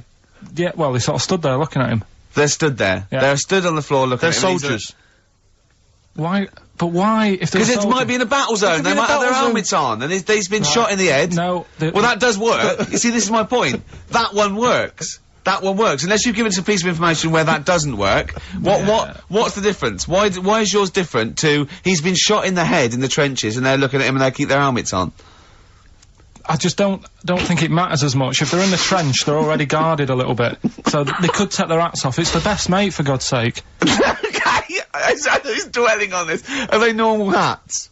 What kind of hats are they? The answer. No! Don't get ratty! What kind of hats are they? Baseball hats? If I told you what sort of hats they are, you'd have the answer. Wow! Okay, I've got to guess what sort of a hat it is then, have I? Right. Is it a trilby? No. Is it a bowler? I know what it is. What? They're spacemen. No. Oh, that's a good one. That one works as well. This is my point. I like that one a lot. It works. He's fallen on the moon, and not that the moon happened, it was set up, wasn't it, in the studio, we know that, yeah. Okay, Karl, what's your answer? Builders on a building site. Why is that different to soldiers? Because bricks don't fall in wars. But bullets fly! Right, next one. No, let's play a record and we'll come back to it, Karl, while you think about what you've done. Oh, yeah. You've embarrassed Let's yourself. play some classic Suede. Yeah, and this is for David and Kieran, I think, who wanted a bit of Butler at his best. Come on, crack it on. I hate you, Butler. Coming next, your next lateral problem number 2. Brilliant. Suede there. Indeed. I think their second or third single. Brilliant. All the way back. 10 years ago. Absolutely. You know what I mean? Metal Mickey. On XFM 104.9. Was it 10 years ago? Must have been, mustn't it? Wow. I think, was Drowners 91? I think so. Crumbs. Yeah. Go on. Right. Go on then, Karl. Second one then. This is a bit easier, but I still think it's a good one. So this is, we should explain what this is if you've just tuned in. It's one of those stupid lateral thinking problems. That Karl himself has created. Yeah, that was his homework. Right, this one. It's a fella. He has a normal day doing stuff. Nothing wrong with him. Right. And it's the twist in the tale. It's just like Tales of the Unexpected. Yeah. Just a normal day, nothing wrong with him. Hold on, though, he's got the legs of a fish. Go on. So, that's why he's been hiding his legs. So Go on. He does his the legs of a fish. Sorry, Karl, carry on. He has his working day and that, and then he gets a bit tired. Goes to bed. He puts the light on, leaves it on, goes to bed. Oh, that's crazy. That's mental. I can't think what's happened. Anyway, here's Radiohead. Right, okay. The question is, why does he put the light on when he's going to bed? He's had a normal day, he's come home from work.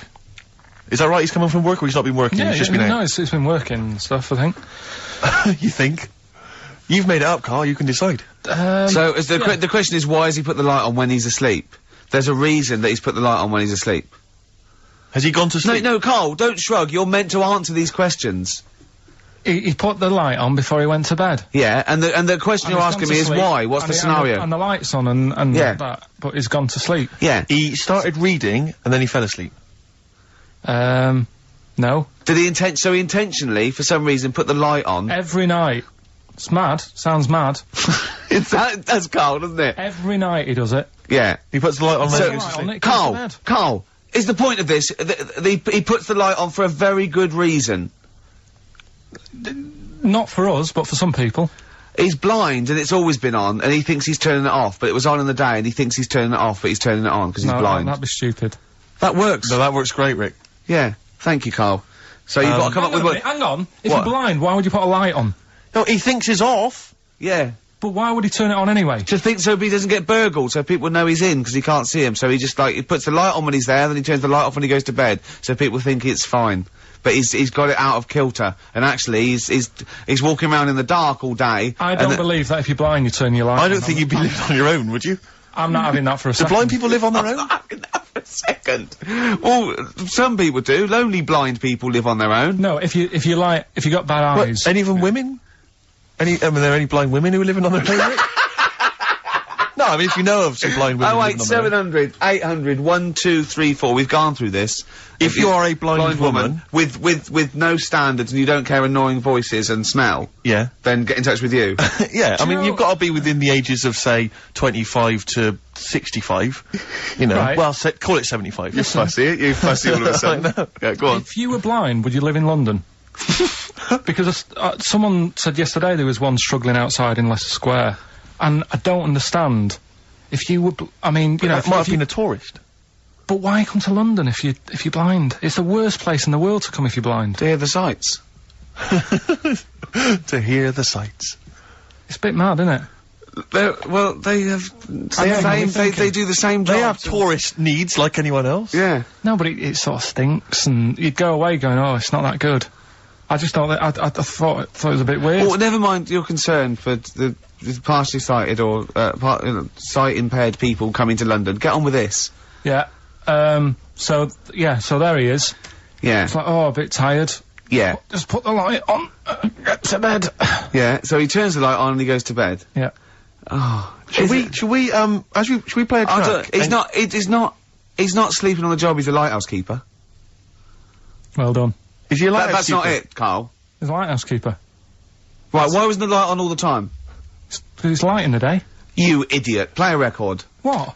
Play a record. You're a buffoon. No, actually, the light isn't on in the day, is it? No, it's not. I think you're the buffoon. Yeah. Karl has won! Hey!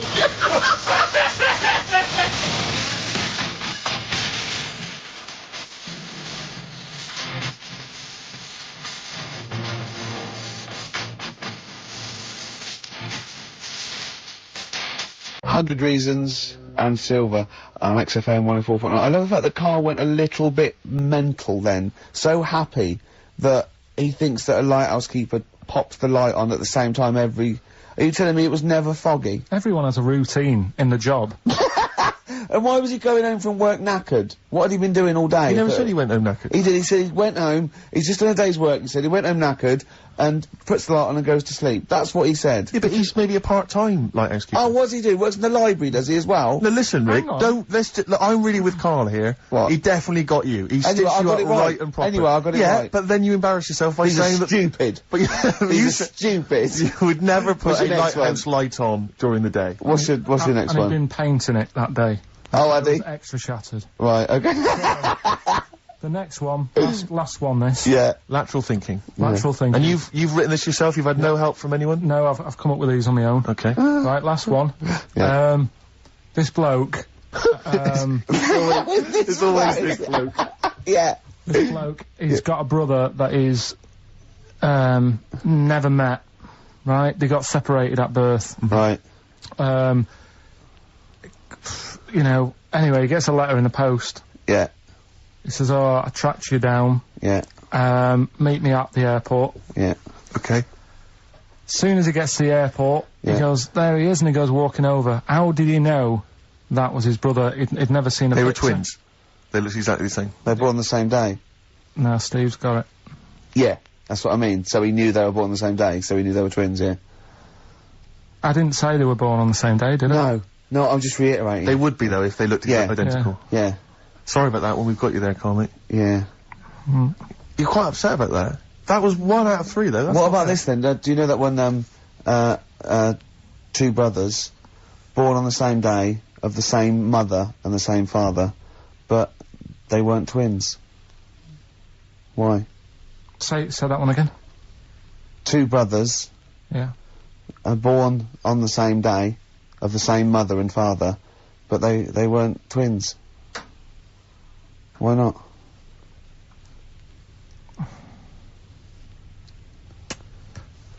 This is good radio. You see, the problem is I heard you saying to Steve, I'm going to do that one about the shark in the pool, so I'm trying to think. This has nothing to do with that one, though, is it? Clearly.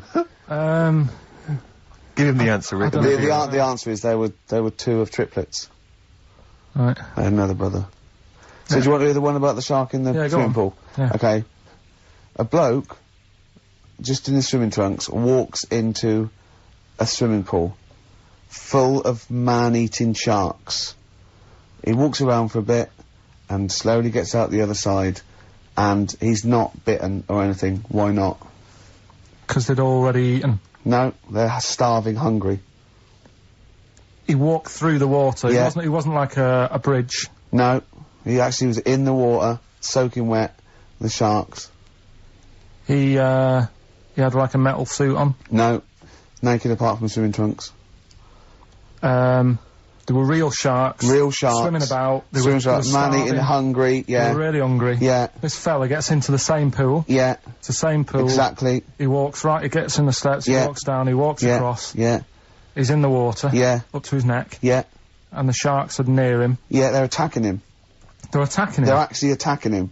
But he still gets out, okay. Yeah, walks out the other side. And hasn't got a mark on him. I don't know. Go on, Rick, what's the answer? Yeah, I was lying about the sharks. There weren't any sharks No, I was lying about the sharks. Completely lying, just made up. Just an empty pool. That's just stupid. That's our point! They're rubbish. Oh, dear. Oh. Oh, dear. Rubbish. Look at his face! He's so offended. Oh, offended and confused. Come on, play a song. No, go on then. Good Fortune, PJ Harvey on XFM 104.9. I'm Ricky Gervais, obviously. Steve, Karl. I've got a real one for you. This is a logic question, not a stupid one. Just very quickly. 10 black balls in a bag and 10 white balls in a bag. Yeah. How many balls do you have to pull out to ensure you've got a pair of the same colour? Well, what's stopping you putting your hand in and pulling out? Jesus. Because I asked for the minimum number. So how many do you have to pull out to ensure you've got a pair? That doesn't say all of them, that'll ensure it. No, what's the minimum number you have to pull out? 11, because if the Why do you need 11? What? Because there's 10 black balls, 10 white balls, yeah? Yeah. Say if you're, for some reason, you pulled out all the 10 black balls. Yeah. Right? Yeah. You'd have a pair, wouldn't you? You'd have a pair. After the first 2? Yeah. So what's the minimum number you have to pull out to ensure... 2. No, because you might pull a white one and a black one. Yeah, but... I don't understand what you're saying. Sometimes I get that impression, the way you look at me like Helen from Big Brother. Yeah, but... I've always assumed that. Look, right. What's the minimum number you have to pull out to ensure you have 2 of the same colour? 3. Yes. Yeah. Yeah, that's good. Yeah. Yeah. You can use that one. Yeah. That's a good one. So what's the minimum number you have to pull out to ensure you have 4 of the same colour? Oh, God. 8. Was that a guess? I don't know. I understand the first one. We've done it now. Okay, alright, we'll leave it there. It's good. Good. Okay. Now... White van, Karl? This is, yeah, this is where we... Oh, it's too much. If you'd have seen seen his face and Steve, his eyebrows sort of went down while you were doing that face. He genuinely looked pained. It's like you're back at school, isn't it? He's starting to get hard work now. No, okay, we just do White Van Karl then. This is your opinions. You can't be wrong on this, can you? There's no right or wrong answer here. Okay. Right. But so this is where we ask Karl his views on the big news stories of the week. Basically, we've stolen an idea from the Sun newspaper, and so this isn't cruel, this programme, is it? Oh, I don't think so. Picking on me. It's not, is it? It's weird because a few people have said, "Oh, you're picking on me." It depends how you look at things, isn't it? Yeah, but you do like it. I mean, we could look at it like it's a laugh, so it's not a problem for us. You know, we like you. You know, you're our favourite. Yeah. I'm going to say thing in the world, but I don't mean that. You know, in a derogatory way. No, I'm cool with it. Yeah. Yeah. Right. Okay. So your views, please, on the fact that attitudes are changing to the possible marriage of Charles and Camilla. Oh, what do you think of that? The roars at the moment, because the recent tragedies are apparently high in the polls, and people are coming around to the idea of Charles and Camilla getting hitched. What's your thought? Whatever, really. I mean, if they're happy with it. The thing that comes out of it most is it just goes to show, right, that there is someone for everyone. Just because, I mean, no disrespect to Camilla, I'm not a good-looking person either. But she isn't a stunner, and yet she's gone and picked up a royal. Right? Yeah. So I think it's good for things like that to happen, because it cheers you up. Do you know what I mean? Gives you a bit of hope. Thanks, Karl. So yeah, it's good. You know, if they're happy. If anyone's happy, it's a good story, innit? Yeah. You know what I mean? Yeah. You know, he's had a bit of bad luck. And now he's got someone else in his life, so... While he's doing this, I'm just doing a list of questions to ask him what he thinks of things in the world. Okay. Is that alright? Yeah, no problem. Okay, what do you, make of... Well, now listen, this may be a non-story, or it may be the biggest story that's about to break. Ulrika Jonsson and Sven-Goran Eriksson's affair. Are you familiar with this? It's over the papers today. Apparently, Ulrika and Sven are going out, although there appears to be no evidence for this. Yeah, I don't even give it time of day. Do you not? Right, well done. Doesn't affect me whatsoever, as long as he does his job well. Yep. And what's she doing at the moment? Presenting Dog Eat Dog, I think. Right, you know. As long as she does her job well. As long as they both do their jobs well. Well, yeah, at the end of the day, that's going on with a lot of people out in the world, isn't it? Do you know what I mean? Just because he's an England boss, as long as, you know, we win the games and that, he's doing his job. If she's, you know, gets a dog winning a prize or whatever. No, okay. It's not worth it. Carry on. Do you know what I mean? Yeah. So... Dog winning a prize. I haven't seen Dog Eat Dog. What's it about? It's alright. Right, no, go on. so that's it. Yeah, it doesn't matter. Okay, what about this then? Are you disappointed by the nation that a third of us are apparently unaware of St. George's Day? 23rd. Is St. George's Day the one with the snakes that we've talked about? No, that's... Are you one of that third, do you think? St. George is the patron saint of England who killed the dragon. Yeah, I mean, there's too many of these days, isn't there? That's the problem. If you make it a bit more special, like Christmas, so you buy presents and that for each other, then people will remember it. But there's so many of these days, with Easter and Pancake Tuesday and all that. So, it's not surprising. I think as time goes on, we'll find that a lot of these days will just disappear, because, you know, people are busy. There'll be new ones, won't there? I don't know, people There'll be like busy. Gareth Gates Day in 50 years' time. It's just weird. I mean, I remember being a kid, right? Going out on a Sunday and shops would be shut because it was like, you know, the day of rest and all that. People don't care now. It's like, well, we can make some more money, we'll open the shops. Yeah. Do you know what I mean? Is that a good or a bad thing, Karl? It's good, because I remember I used to have to get up early to go and get some bread if we didn't have any in. Because the shop would only be open for a couple of hours in the morning. Yeah. Whereas now I'd be able to... Yeah, I remember that. Shops, and you couldn't get asprin and stuff, certain things, nightmare on a Sunday afternoon. Yeah. So... That's right, yeah. And pubs didn't open till 12. Do you remember space operas? Yeah. Yeah, shut up. Can I ask you something? Go on. Okay, I've got a little list of things. What do you think of, like, those pug dogs that are bred and they can hardly breathe? Evil. Yeah. What do you think of, gays? They're alright. Do you know what I mean? Just like straight people, you get bad ones, you get good ones. Exactly. Right? We've learnt a lesson today, haven't we? Absolutely. Let's play a record. Yeah? What do you fancy? A bit of Radiohead? Yeah. You don't mind, though, if people think we're gay, for instance, when we go to the BAFTAs tomorrow? No, that's terrible. I don't want that happening. Why? Hey? Why? Because I'm not. That'd be a lie. I don't like lying. If I was, I'd say I was gay. Yeah. But I'm not. We'll say you were, just pretend. We won't get in otherwise. No. Just a little kiss and a cuddle. Say I'm a bit gay. No. I'm not gay. On XFM 104.9. Wow, near the end of the show, isn't it? You had a good time, Carl? It's been alright. I knew it wasn't going to be a belter today. Why? What do you mean? What's up with it? Because what happens, the last 2 weeks have been quite good, and we always tend to have 2 good ones, and then one that's just alright. Well, let the listening public be the judge of that. Well, yeah, and the Sony committee. Yeah, what do you want to do? A clip show of the best... We should do that for our last show. People should vote for their favourite hilarious link. Yeah. And then we can put it together on a tape. Right? Is there a rock commentator there that wants to release the bit like, I love... Including such favourites as, do you like gays? And, this lad, he had a horse. Yeah. Oh, I scored once, I was stung by a bee. And who can forget? That's lovely. Should you do that? Can have you kept all these on tape? Yeah. So can you do a compilation? People phone in. No, the next 2 weeks, phone in for your favourite clip. Carl, how can they get hold of you, Carl, in the week? What's your direct mobile What's your email? number? What's your email? It's my name with xfm.co.uk. So, Karl Pilkington. Karl.Pilkington. Karl. With a K. Karl with a K. Yeah. Karl.Pilkington at xfm.co.uk. Yeah. Vote your favourite link of the last 3 months. We should make a little compilation and sell it. And we get like Radiohead. They'd love to be on the compilation with us, wouldn't they? Wouldn't they? Oh, wow. Anyway.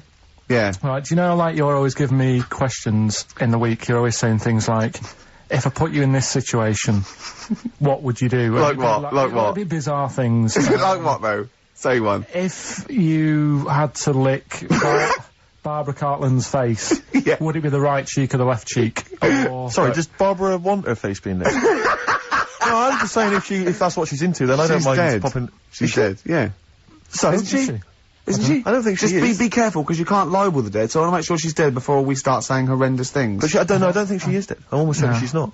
I don't think so. No, she's not. Phone, is Barbara Cartland dead? 08700 800 1234. We'll have to get Chris in. So listen, right? So anyway, he always calls up with, like, bizarre stuff like that. And I was watching a programme the other night about, snakes. Right. And, it was like, don't walk through a river that's full of snakes because... Good work, good advice. If you got a kid in the car or in the house, turn your radio down if you don't want them to hear stuff like this. But, yeah, they go for your tackle. Why? I don't know, they just do. They think it's another little snake. Maybe. With swollen cheeks. Earrings. With earrings, yeah. So, Or an anaconda in my case. With one eye. I'm really joking. So yeah, and I said to Ricky, what would you do, right? Well, it's very scaly. You two in the woods, you're having a wander, Steve. Having a wander. Oh yeah. Oh yeah. You walk through the river. What, me? And yeah. Okay. Because you're tall, so it's like you can check out how deep it is before Ricky goes through. Right. Yeah? Which you do. Right. You do that sometimes, don't you?